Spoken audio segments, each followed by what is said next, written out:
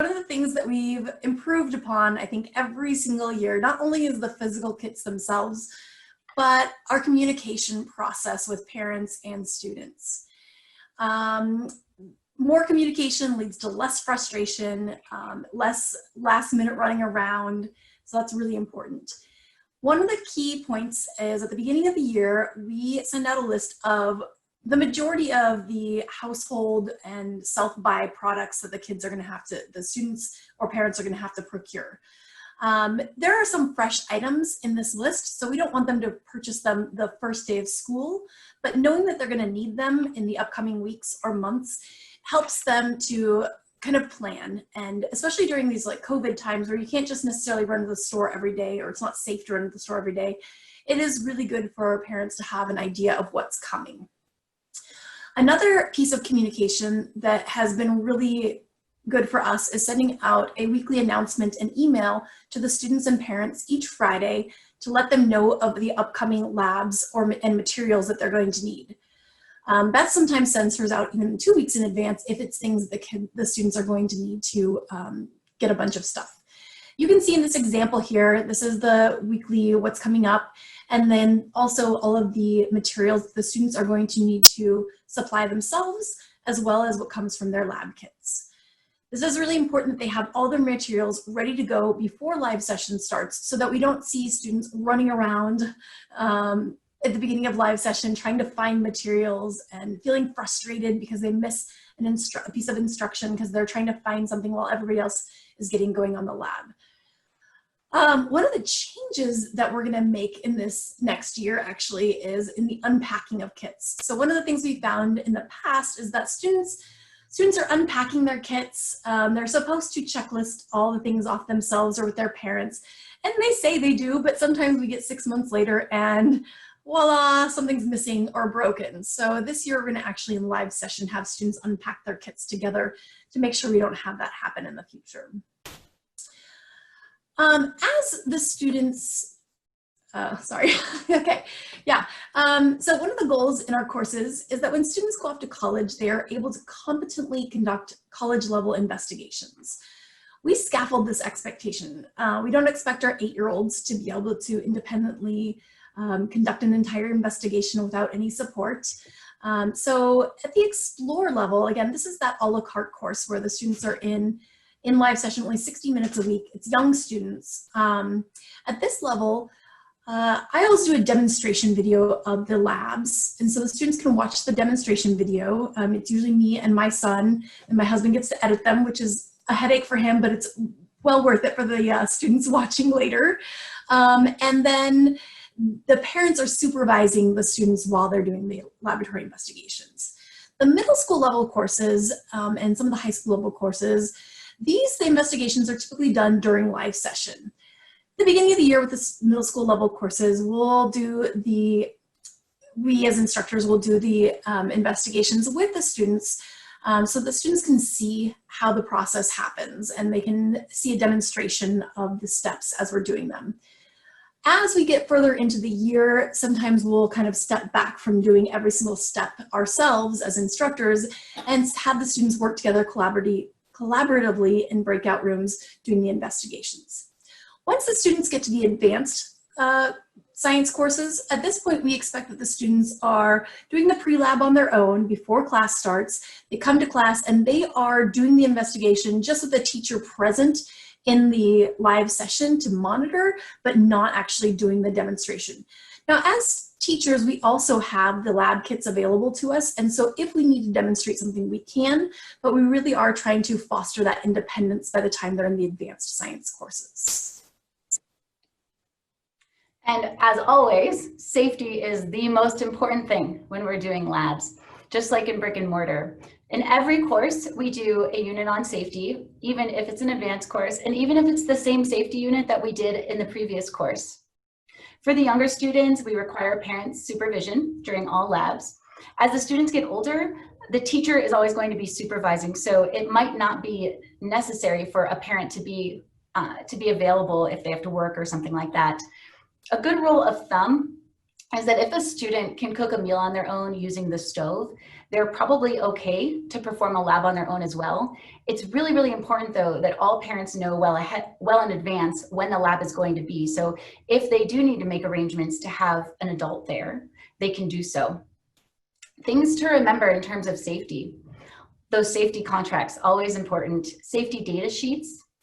Thinking about shipping as well, if that applies in your situation. We had a student who needed hydrogen peroxide for a lab, and it was in March, and so some of those supplies in March, as you know, people were having a hard time getting a hold of. And so Stacy was nice enough to ship some for the student, but we made sure that the quantity and the concentration of hydrogen peroxide that we were shipping was okay in terms of what is shipping regulations and things like that.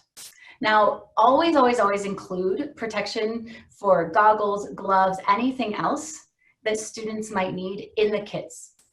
We never want a student to perform a lab in a way that's unsafe. We also don't want a student to have to choose between their grade and having a lab done safely. I would not recommend having students purchase their own goggles. From my own experience, when students do that, they sometimes get goggles that really don't meet a good standard in terms of quality, and they're just not safe enough. So for everybody's peace of mind, it's best to just include that in the kit. Now, you might be thinking, okay, your school doesn't have quite as many students as I have in my class. Maybe you have 40 students in a particular class. I've taught in situations like that as well. Well, the good news is that you don't have to make a lab kit that is very robust with lots and lots of labs. You can blend some hands-on labs with some simulations, and there are some incredible online labs and online simulations. We're going to share just a few with you that we like. So one of the first ones on our list here is Gizmos by Explore Learning. Gizmos is kind of an amazing product. There is a yearly subscription cost, but it has pretty much every level and every subject represented in its investigations. Some of the investigations have expected results, like the density lab, but there's also investigations where students have to figure out a solution to a problem. There's one biology simulation that I do with my students where a dog comes into the vet with weight loss and lethargy, and the students have to run various tests on different organs to see what's going on with their enzymes. It's specifically in the enzyme portion of biology. And then they figure out which systems are failing because of these enzymes and how to treat the dog. So it's open-ended and allows them to really think through the problem, which I like. The other thing I like about the Gizmo labs too is that sometimes for the same simulation, they'll have middle school level and then also high school level. So it gives teachers a few options there. The next one is PhET. PhET is completely free. It's from the University of Colorado. They have great simulations. My personal favorite is for molecular modeling. I have a picture of it here on the right. I think that their molecular modeling simulation really helps students learn more so than those kits that maybe you had. I know I had one in organic chemistry where you build the models. So definitely check out PhET simulations. They've got lots of different subjects there and really good stuff. One of the ones that we're going to use this upcoming year is Virtual Dissections by eMind. It is a subscription cost, but it's a very low subscription cost, and they have options for numerous dissections versus you can just pick one dissection.